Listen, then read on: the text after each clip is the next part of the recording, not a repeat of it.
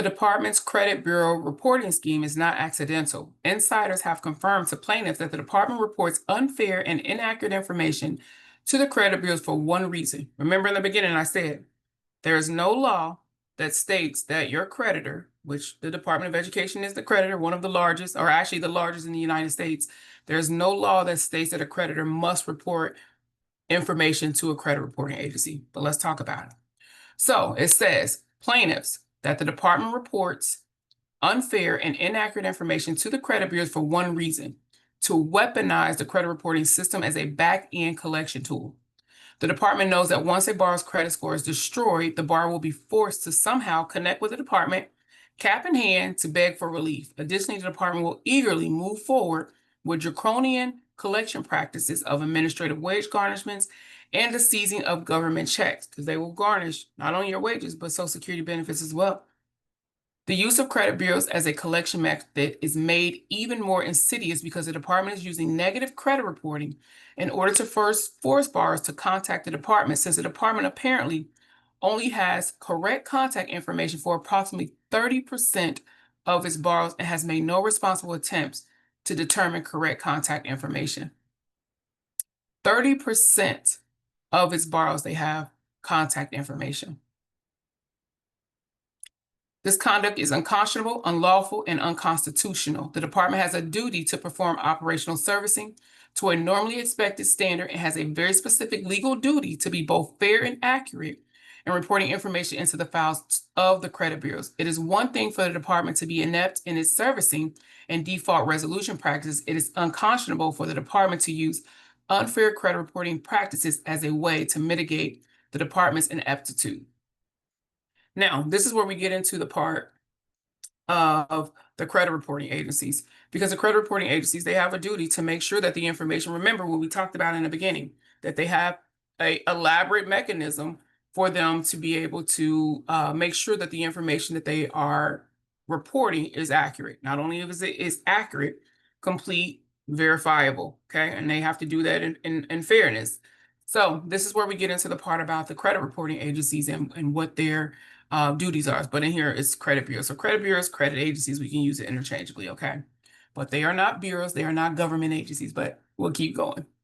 So it says defendants, Equifax, Experian, and TransUnion are credit bureaus responsible for collecting information from credit furnishers such as the department in order to generate credit reports used by consumer lenders to make lending decisions. Additionally, credit reports are used in determining housing eligibility, employment eligibility, and even national security clearances.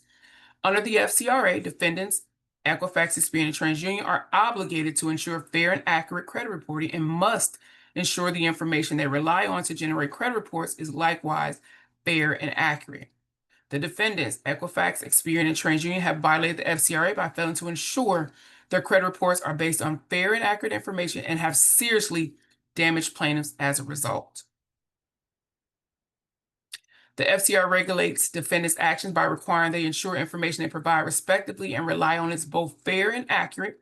Studies conducted and reported by the credit bureaus point to the credit bureaus themselves openly acknowledging in the press that they are concerned about the level and nature of information being provided by the department. Indeed, the credit bureau studies go so far as to encourage lenders to look past student loans delinquency and defaults being shown in their credit reports.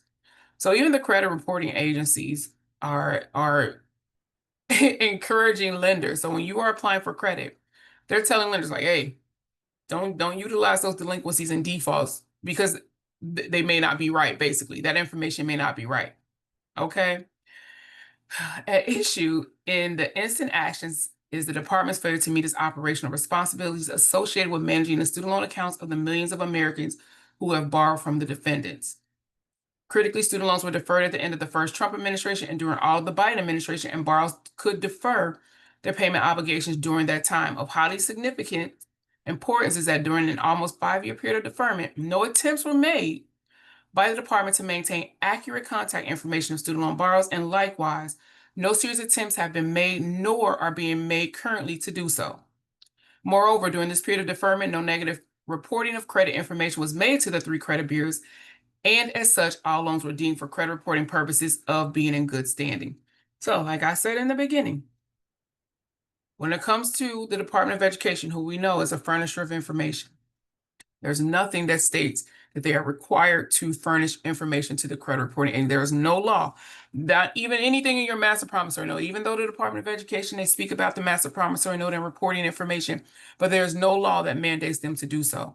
Remember, when you take on a federal student loan, when you fresh out of high school, you take on that federal student loan, there is no credit check that is being ran on you for them to take out. They're not even considering what your credit is, because if they were, majority of us wouldn't have student loans because you don't have any credit. Okay.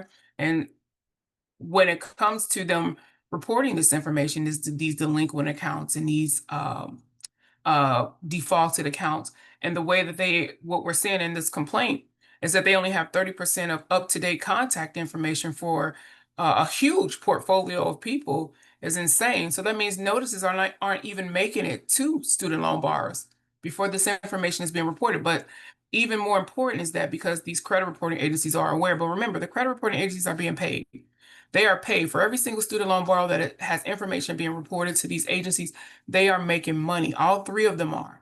Every time a lender pulls a report and they're furnishing information, they're making money off of this. So the urgency for them to remove the information, even though they're saying that they're alerting these lenders about, hey, that may not be right, but they're not removing the information. And the credit reporting agencies, they have the ability to remove anything without even going to the furnisher of information. They can remove anything from your credit report without even going to the Department of Education. Because remember, like I said, there's no law that states that this has to be done. This is a business transaction between the Department of Education and these credit reporting agencies. So if there's something they can just delete it themselves and then let the Department of Education know, like, hey, we remove that. We don't want anything to do with that.